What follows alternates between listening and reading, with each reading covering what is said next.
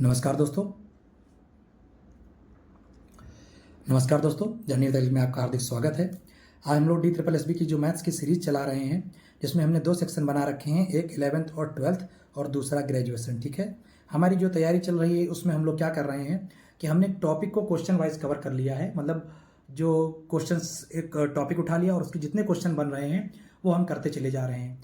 इससे क्या होगा, कम समय में आप ज़्यादा से ज़्यादा क्वेश्चंस की प्रैक्टिस भी कर लोगे और साथ में आपका टॉपिक भी कवर हो जाएगा। तो क्वेश्चन नंबर 1 जो है हमारा, वो पिछले की 6 क्लास में कंप्लीट हो चुका है, जिसमें हमने क्या है, डोमेन सीखा था। और डोमेन, सिर्फ डोमेन नहीं सीखा था, किसी भी फंक्शन का डोमेन आप निकाल सकते हैं अगर आपने वो 10-10 मिनट की जो है 6 क्लासेस देख रखी हैं। ठीक है, modulus function, greatest integer function, frictional part function, या आपका जो होता है लॉग फंक्शन या एक्सपोनेंशियल फंक्शन, कैसे भी फंक्शन का एग्जाम में अगर आपको डोमेन पूछने को आ गया तो अगर आपने वो 10 मिनट की क्लास कर रखी है तो वहाँ पर आप 10 सेकंड से ज़्यादा टाइम देने वाले नहीं हो। तो आज की क्लास में जो होगा, हम लोग अब रेंज पे काम करेंगे, यानी अब हम सारे फंक्शंस की रेंज को भी सीखेंगे। ठीक है, तो डोमेन और रेंज पे आपको 1 से 2 क्वेश्चन मिलने ही वाले हैं। ये DSSB की मैथ हो या KBS की हो या NBS की हो, जो भी TGT और PGT के एग्जाम है, वहाँ पर एक क्वेश्चन आपको देखने को मिलता ही मिलता है। तो चलिए जर्नी स्टार्ट करते हैं।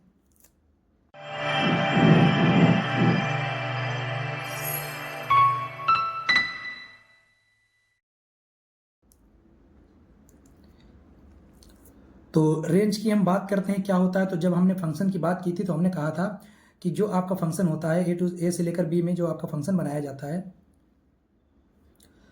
तो रेंज के लिए जो हम बात करें तो हमने इसकी डेफिनेशन बेसिक पहले दिन ही कवर कर ली थी जब डोमेन और रेंज किया था। तो रेंज का मतलब क्या होता है कि जो हमारा सेट A के जो एलिमेंट होते हैं, जिनको हमने X बोला था, और सेट B के एलिमेंट से जो वो रिलेशन बनाते हैं, तो वो जो रिलेशन बनाते हैं, जो उसमें वो जो सेट होता है, जो एलिमेंट होते हैं, उनका जो कलेक्शन करते हैं, वो हमारा रेंज होता है। यानी जैसे ये हमारा जो जो आप कहेंगे कि एलिमेंट ऑफ जो सेट A है, वो हमारा क्या होता है, डोमेन होता है। ठीक है, जिसके बारे में अच्छे से हम जानकारी प्राप्त कर चुके हैं। और जो हमारा सेट B होता है, इसके सारे एलिमेंट नहीं, सारे भी हो सकते हैं, ठीक है, बस इसके वो एलिमेंट, जैसे अगर हम बात करें, हमने 1 2 3 4 कुछ करके ले लिया मान लीजिए, और हमने एक सेट ले लिया जिसमें हम बहुत सारे जो है एलिमेंट ले लिए, लेकिन हमने देखा क्या कि हमारे सेट के 3 ही जो है उसके 3 के साथ कोई रिलेशन दिखा रहे हैं, तो वो हमारा जो है क्या होता था, रेंज होता था। पूरा का पूरा रेंज नहीं होता था, यानी इस वाले सेट को हम लोग कोडोमेन बोलते थे, रेंज नहीं। हाँ, कोडोमेन सबसेट होता है रेंज का, सॉरी, रेंज जो होता है वो सबसेट होता है कोडोमेन का, और बराबर भी हो सकता है। ठीक है, वो जब 1 1 ऑन 2 पढ़ेंगे वहाँ पढ़ेंगे। बेसिक आपको इतना पता रखना है कि रेंज क्या होता है। जैसे हमने कहा था कि जो x की वैल्यू होती हैं, वो वैल्यू जिसपे हमारा y डिफाइन हो या फाइनाइट हो, वो हमारा डोमेन होता है। वैसे ही आप बोलिए कि y की वो सारी वैल्यू जिसके लिए हमारा x क्या हो, फाइनाइट हो और रियल हो। ठीक है, इतनी सी बात आप याद रखिए, बस वो हमारा क्या है, रेंज है उसकी। ठीक है, वो y की जो वैल्यू होगी। तो अब हमें क्या करना है, इन क्वेश्चंस में हमें y निकालना है, कहाँ से कहाँ तक होगा। ठीक है, जैसे पहला क्वेश्चन की हम बात करते हैं, तो वैसे ही जैसे हमने सारे डोमेन किए हैं सारे टाइप के, वैसे ही हम लोग जो है रेंज भी सारे करेंगे। तो सबसे पहले बात करते हैं, ये हमारा कैसा फंक्शन है, एक रैशनल फंक्शन है, तो इसको हम लोग क्या मान लेंगे, y मान लेंगे। अब इसके बाद जो है हम इसको सॉल्व करके यहाँ से जो रैशनल टाइप के फंक्शन होते हैं, x की वैल्यू निकालते हैं, क्रॉस मल्टीप्लाई कर लीजिए, तो ये आपका हो जाएगा yx प्लस 2y, और उधर क्या हो जाएगा, x माइनस 1। ठीक है, 1 मान के क्रॉस मल्टीप्लाई कर दिया। यहाँ से फिर आप x वाले एक तरफ ले लीजिए, y एक तरफ कर लीजिए, तो जब इधर आप कर लेंगे तो ये हो जाएगा आपका x y माइनस 1, और ये -1 तो इधर ही है, और 2y भी उधर भेज दीजिए, जो माइनस का 2y हो गया। तो यहाँ से जो x की वैल्यू आ गई वो -1 माइनस का 2y आ गई, और अपॉन में y माइनस 1 आ गई। ठीक है, अब आपको देखना है, जैसे ये फंक्शन हमारा x में बनता था वैसे ही हमारा ये फंक्शन y में बन गया। तो जैसे हमने डोमेन देखा था वैसे ही हमें यहाँ चेक करना है।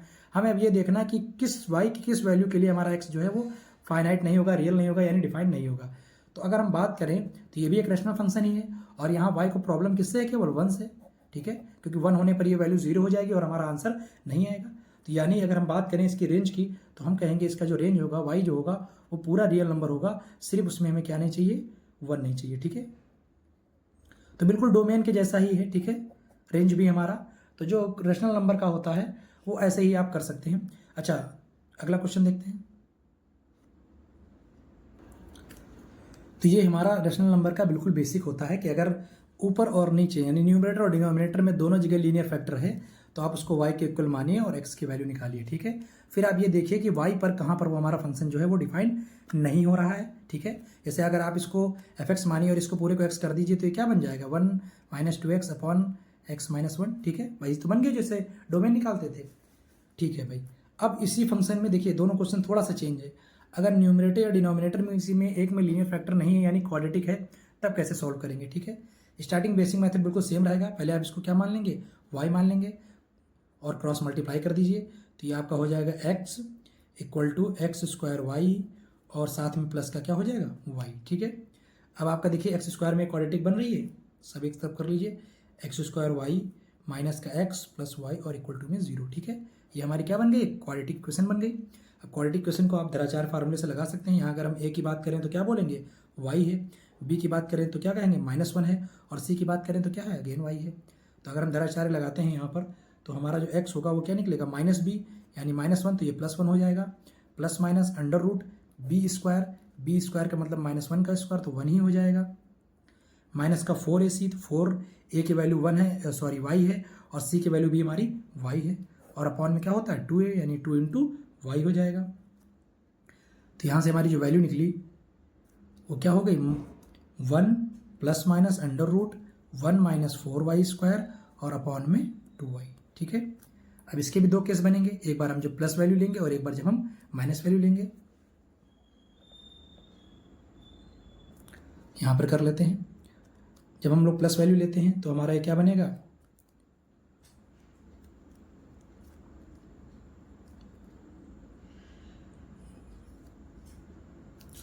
तो अब यहाँ पर हमारा क्या केस बन रहा है, दो देखिए।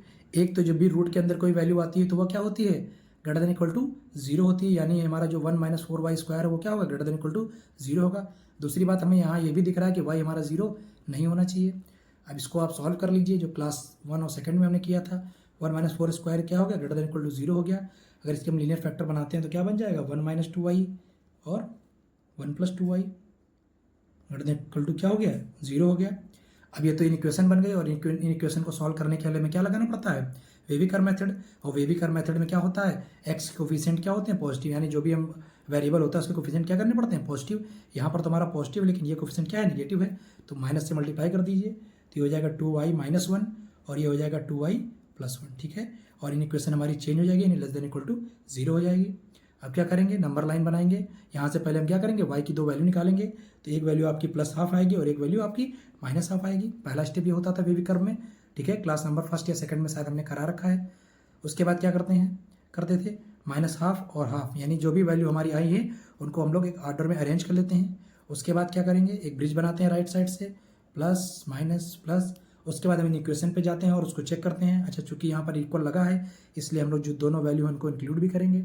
अब उसके बाद यहाँ लेस देन इक्वल टू लगा है, यानी हम यहाँ पर माइनस वाला रीजन लेंगे, तो माइनस वाला रीजन लेने पर हमारा y क्या आएगा, -½ से लेकर हाफ आएगा, ये रीजन तो है, और क्लोज ब्रैकेट लगा रहे हैं, ठीक है। तो यहाँ हमारा ये y आ गया, ठीक है। अब आप क्या करेंगे, आप यहाँ से देखेंगे और कहेंगे y नॉट इक्वल टू 0 है, और ये हमारा y आ गया, तो इसका मतलब जो हमारी रेंज होनी चाहिए वो y इक्वल टू पूरा आप ये लिख दीजिए कि -½ से हाफ होना चाहिए और उसमें से 0 हटा दीजिए, ठीक है, क्योंकि 0 पे हमारा फंक्शन डिफाइंड नहीं है।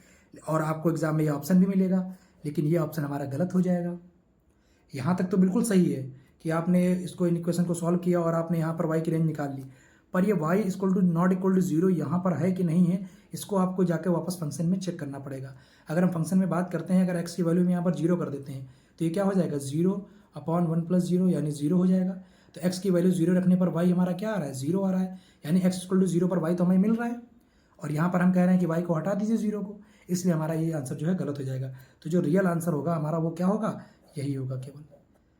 यानी आपको जब भी क्वाड्रेटिक दिखेगा और आपको वहाँ डाउट आएगा, पहले आप जरूर लिखेंगे कि y 0 नहीं होना चाहिए, लेकिन उसके बाद आप ओरिजिनल इक्वेशन पे जाएंगे और वहाँ पर चेक करेंगे क्या हमें y मिल तो नहीं रहा है, मतलब 0 मिल तो नहीं रहा है, तो x इक्वल टू 0 पर हमें तो y मिल रहा है, ठीक है, इसलिए हम इसको इंक्लूड करेंगे। तो ये हमारा क्या हो गया, रेंज हो गया। अगले क्वेश्चन पे आते हैं, ये भी वैसे ही क्वेश्चन है। पहले इसको हम लोग क्या मान लेंगे, y मान लेंगे, क्रॉस मल्टीप्लाई कर दीजिए, तो यहाँ से आपका क्या हो जाएगा, x² equal to x² y plus में y, ठीक है। x² एक साइड कर लीजिए, तो ये x² हो गया, ये आपका कॉमन हो जाएगा, क्या निकलेगा 1 माइनस y, और राइट साइड में आपका क्या चल रहा है, y, ठीक है। तो यहाँ से जब हम x² की वैल्यू निकालेंगे तो वो क्या हो जाएगा, y/1 माइनस y। तो यहाँ से अगर हम x की बात करेंगे तो क्या हो जाएगा, +- under root y upon 1 minus y, ठीक है। अब आप जानते हैं कि रूट के अंदर की जो भी वैल्यू हमारी होती है वो क्या होती है, ग्रेटर देन इक्वल टू 0 होती है, यानी वाई अपॉन 1 माइनस वाई क्या हो जाएगा, ग्रेटर देन इक्वल टू 0 हो जाएगा। यहाँ से अब देखिए फिर से हमारा इक्वेशन बन गया है, ठीक है। आप डायरेक्ट इसको 0 नहीं कर सकते हैं, तो अब हमको वेविकर मेथड फिर से अप्लाई करना पड़ेगा। तो ऊपर से हमारा 0 आएगा, नीचे से 1 आएगा, मतलब वाई की हमारी दो वैल्यू आ रही हैं, 0 और 1। तो वेविकर मेथड क्या कहता है, पहले आप ऑर्डर में लगा लीजिए 0 और 1, फिर एक ब्रिज बना लीजिए, ठीक है, फिर प्लस माइनस प्लस दे दीजिए, उसके बाद ग्रेटर देन इक्वल टू 0 है, यानी आपको पॉजिटिव रीजन लेना पड़ेगा।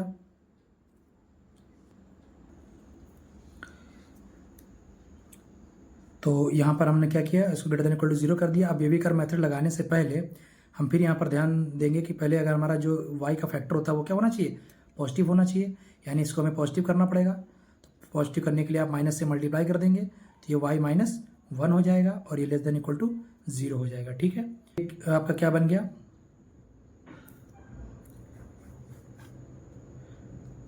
ठीक है। तो यहाँ से आपने क्या किया, भाई y की दो वैल्यू निकाली, 0 और 1 निकली, 0 और 1 हमने बना लिया। उसके बाद हम क्या करते हैं, फेविकर में राइट साइड से ब्रिज बनाते हैं, प्लस माइनस वैल्यू लेते हैं, लेस देन इक्वल टू है, यानी हमें माइनस वैल्यू लेनी पड़ेगी, ठीक है। और डिनोमिनेटर को कभी भी हम इंक्लूड नहीं करते हैं, तो वहाँ सर्कल आ जाएगा, ठीक है। और न्यूमिनेटर में अगर इक्वल लगा है तो उसको इंक्लूड कर लेते हैं, यानी पर डॉट आ जाएगा। तो यहाँ से जो हमारी y की वैल्यू आएगी वो क्या आएगी, 0 क्लोज से 1, सॉरी ओपन 1, ठीक है। ये हमारा आंसर हो जाएगा। तो बहुत सिंपल सा क्वेश्चन था। पहले आपने क्या किया, x की वैल्यू निकाल दी, उसके बाद जो है उसको आपने देखा कि ये इक्वेशन रूट के अंदर वैल्यू है जो हमारी ग्रेटर देन इक्वल टू 0 होती है। उसके बाद आपने देखा कि इसमें इन इक्वेशन है, वेवी कर्व लगा सकते हैं, बट y का फैक्टर हमारा निगेटिव था, तो पहले उसको हमने पॉजिटिव किया माइनस से मल्टीप्लाई करते ही, और माइनस से मल्टीप्लाई करते ही इक्वेशन हमारी चेंज हो गई। फिर वेवी कर्व मेथड जैसे अप्लाई करते हैं, ठीक है, कई बार क्लासेस में हो चुका है, अगर आपने पिछली क्लास रिविजन की है तो आप इजीली समझ सकते हैं। चलिए, बिल्कुल सेम कॉन्सेप्ट है, ये क्वेश्चन भी हमारा सॉल्व होगा। बिल्कुल सेम कॉन्सेप्ट में हमारा ये वाला क्वेश्चन भी सॉल्व होगा। तो अगर इसकी हम बात करें तो इसमें हमारा जो, इसको आप y लेकर जब निकालेंगे, आंसर निकालेंगे, तो इसका जो y आएगा वो हमारा जो है -12 -√2 अपॉन 2 से लेकर -12 + √2 अपॉन 2 आएगा, ठीक है। ये हमारा इसका आंसर है। इक्वल टू y लेकर क्वाड्रेटिक इक्वेशन बनेगी और उसको सॉल्व करेंगे आप, ठीक है। अंदर की वैल्यू को ग्रेटर देन इक्वल टू 0 करेंगे, ठीक है।